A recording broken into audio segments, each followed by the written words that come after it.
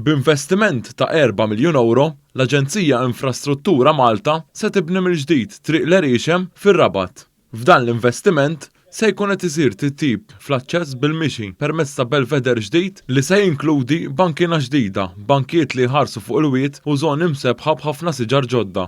Dan l-investiment fir-Rabat ġie ddisinjat b'konsultazzjoni mal-awtoritajiet ambjentali u arkeoloġiċi sabiex joqsu kemm jista' jkun l-impatti mhux mixtieqa fuq l-għelieq tal-inħawi.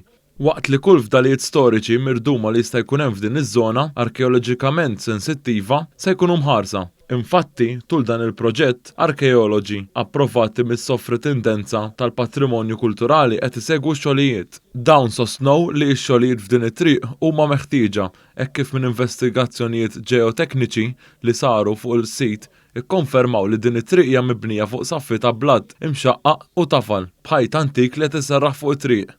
Qalu li l-ilma tax-xita li għaddi mixquq tat-triq jagħmel aktar pressjoni fuq dan il-ħajt. B'dan il-kuntest, Infrastruttura Malta trid li dawn ix-xogħlijiet isiru malajr kemm jista' jkun sabiex jiġi żgurat li ħafna mill-iskavar taħt l-art ikun lest qabel ma tibda x-xita.